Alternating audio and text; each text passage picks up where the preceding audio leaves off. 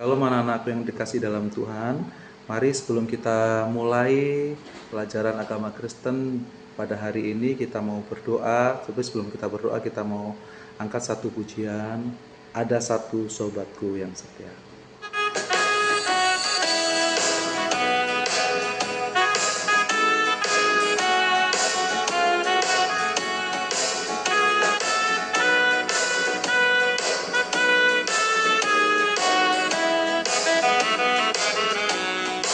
Ada satu sobatku yang setia, tak pernah dia tinggalkan diriku. Di waktu aku susah, waktuku sendirian, dia selalu menemani diriku. Hanya Yesus, namanya Yesus, nama Yesus yang menghibur hatiku. Namanya Yesus, namanya Yesus, nama Yesus yang menghibur hatiku. Kita sorak-sorai bagi Tuhan.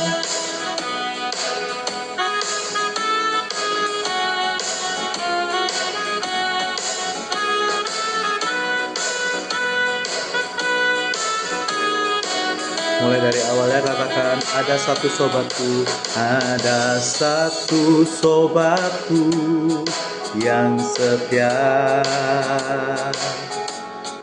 tak pernah dia tinggalkan diriku. Di waktu aku susah, waktuku sendirian, dia selalu menemani diriku. Namanya Yesus, namanya Yesus, nama Yesus yang menghibur hatiku. Namanya Yesus, namanya Yesus, nama Yesus yang menghibur hatiku. Namanya Yesus, namanya Yesus, nama Yesus yang menghibur hatiku. Namanya Yesus, namanya Yesus, nama Yesus yang menghibur hatiku. Nama Yesus yang menghibur hatiku. Nama Yesus. Kita berdoa. Tuhan Yesus, terima kasih untuk hari ini. Kami bersyukur buat kebaikan-Mu. Kami mau belajar agama Kristen. Tuhan berkati kami semua. Di dalam nama Tuhan Yesus kami berdoa. Amin. Baik, untuk kelas 6, pelajaran kelima, Yesus menyelamatkan manusia. Matius 2 ayat 1 sampai 12, Matius 27 ayat 36 sampai 56, Matius 28 ayat 1 sampai 10. Ya. Kita baca di Matius 27 ayat 45 sampai 50. Yesus mati. Mulai dari jam 12 kegelapan meliputi seluruh negeri itu sampai jam 3. Kira-kira jam 3 berserulah Yesus dengan suara nyaring. Eli, Eli, lama sabachthani. Artinya, Allahku, Allahku, mengapa engkau meninggalkan aku? Mendengar itu beberapa orang yang berdiri di situ berkata, ia memanggil Elia. Segera seorang dari mereka datang, ia mengambil bunga karang, mencelupkan ke dalam anggur asam, lalu melilitkannya pada sebatang bulu dan memberi Yesus minum. Namun orang-orang lain berkata, "Jangan, baiklah kita lihat apakah Elia datang untuk menyelamatkan dia." Yesus berseru pula dengan suara nyaring lalu menyerahkan nyawanya. Pada pelajaran kelima ini, kita akan belajar tujuan pengorbanan Tuhan Yesus Kristus di kayu salib dan mensyukuri karya keselamatan yang sudah Tuhan Yesus lakukan untuk kita semua. Karya keselamatan Tuhan Yesus kepada manusia tidak bisa lepas dari peristiwa kelahiran, penyaliban, kematian, dan kebangkitannya. Semua proses itu tidak dapat dipisahkan satu dengan yang lain karena semua itu saling berkaitan dan berkelanjutan, ya kan? Benar kan? Pada Yohanes 3:16 mengatakan bahwa karena begitu besar kasih Allah akan dunia ini sehingga Ia, Tuhan, mengaruniakan anaknya yang tunggal. Siapa? Tuhan Yesus, supaya setiap orang yang percaya kepadanya tidak binasa melainkan beroleh hidup yang kekal. Untuk melaksanakan tugas penyelamatan tersebut, Tuhan Yesus rela disalib disiksa dan mati demi keselamatan manusia dari hukuman dosa.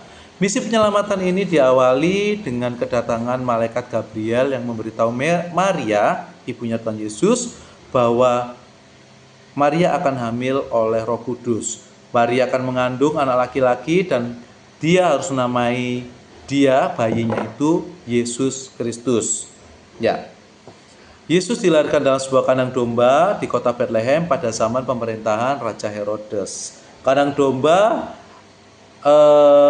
tempat Yesus lahir itu dikunjungi dua kelompok yang berbeda, yaitu gembala dan orang-orang Majus dari timur. Yesus berkarya di tengah umatnya, ia mengajar, menegur, melakukan berbagai mukjizat, menyembuhkan orang sakit, mengusir setan, bahkan menghidupkan orang yang mati. Tetapi tidak semua orang menyambut dia dengan sukacita. Ada sekelompok orang yang menyakitinya dan kemudian menangkapnya dan menyiksanya dan membunuhnya. Yaitu siapa? Mereka adalah orang-orang Farisi dan orang-orang ahli-ahli Taurat seperti itu ya. Pada waktu itu orang-orang hukuman harus memikul salib karena mereka sendiri menuju tempat eksekusi yaitu Golgota. Tetapi Tuhan Yesus tidak berdosa dan tidak berbuat salah, tapi harus menanggung hukuman yang tidak setimpal dengan apa yang dia lakukan. Ya, Tuhan Yesus sempat jatuh 2 kali dan akhirnya ditolong oleh seorang yang dari Kairene namanya Simon. Ya, Simon ini yang mengangkat kayu salibnya Tuhan Yesus yang dipakai nanti untuk Tuhan Yesus mati. Itu diangkat, digotongnya sampai ke Golgota seperti itu. Ketika tersandung di kayu salib, Yesus merasa haus. Ketika tergantung di kayu salib, Yesus merasa haus dan mereka memberi air bercampur empedu. Air bercampur empedu itu untuk apa? Untuk kekuatan ketika orang yang mau meninggal, seperti supaya tidak merasakan kesakitan, seperti itu ya. Pontius Pilatus menyuruh orang untuk memasangkan sepotong kayu di atas kepalanya yang bertuliskan INRI, singkatan dari Inseus Nazareus Rex Iudeurun, yang berarti Yesus dari Nazaret, raja orang Yahudi. Yang bersama dengan Yesus ada 2 orang yang disalibkan. Siapa? Yaitu penyamun. Imam-imam kepala dan ahli Taurat mengolok-olok Tuhan Yesus waktu Tuhan Yesus di kayu salib, seperti itu ya. Terus ada 3 keajaiban yang mengarengi kematian Tuhan Yesus. Apa saja? Langit yang gelap, tabir suci yang terbelah menjadi 2, dan gempa bumi. Nah, setelah itu Tuhan Yesus wafat pada jam ketiga sore. Hari kematian Tuhan Yesus dinamakan Jumat Agung. Ya, hari Jumat Agung itu biasanya kita rayakan sebelum hari Paskah, seperti itu. Yusuf Arimatia menghadap Pilatus dan meminta jenazah Tuhan Yesus, kemudian dikuburkannya dalam gua. Kubur itu merupakan tempat yang baru, ya, tempat nantinya akan dipakai keluarga Yusuf Arimatia, karena Yusuf Arimatia seorang imam, ya, seperti itu. Pada hari Minggu setelah hari Sabat, beberapa perempuan, Maria Magdalena dan perempuan yang lain datang ke kubur Yesus. Tetapi kubur Yesus apa? Kubur Tuhan Yesus sudah terbongkar. ya batunya. Kenapa kebutuhan Yesus dikasih batu? Ya supaya tidak ada yang mencurinya. Bukan masalah batunya, itu ada materai raja, materai kaisar, di mana tidak boleh ada yang membuka. Kalau membuka akan dihukum mati. Nah, kenyataannya apa? Tuhan Yesus bangkit dari antara orang mati. Maria Magdalena dan teman-temannya segera meninggalkan kubur itu dengan penuh sukacita melihat bahwa Tuhan Yesus sudah bangkit. Seperti itu. Tiba-tiba Tuhan Yesus menjumpai mereka dengan pesan yang sama dengan yang disampaikan para malaikat. Tuhan Yesus sudah bangkit dari kubur, berarti ia sudah menang dari maut. Yesus bangkit pada hari Minggu yang disebut hari Paskah. Ya. Belajar dari kisah pengorbanan Yesus yang luar biasa, kita didorong untuk mau melakukan pengorbanan untuk sesama. Maukah Anda berkorban untuk sesama? Ya, VP, mau nggak berkorban untuk sesama? Ya, jangan berarti ketika disakiti sama teman, membalas dengan sakit juga. Ketika teman-teman berbuat jahat, ya berbalas dengan jahat. Nah, jadi berkorban untuk sesama, yaitu tidak peduli kita disakiti atau tidak, kita membalasnya dengan kebaikan. Tuhan Yesus tidak pernah membalas kejahatan dan kejahatan, tapi Tuhan Yesus membalas kejahatan dengan kasih. Karena kejahatan manusia, kita diselamatkan. Karena kejahatan kita, Tuhan Yesus datang untuk menyelamatkan kita. Atas pengorbanan Tuhan Yesus yang begitu besar, kita selalu bersyukur. Syukur kita wujudkan dengan sikap taat dan setia kepada Tuhan. Mari kita bersyukur dan mau berkorban dalam melayani Tuhan dan sesama.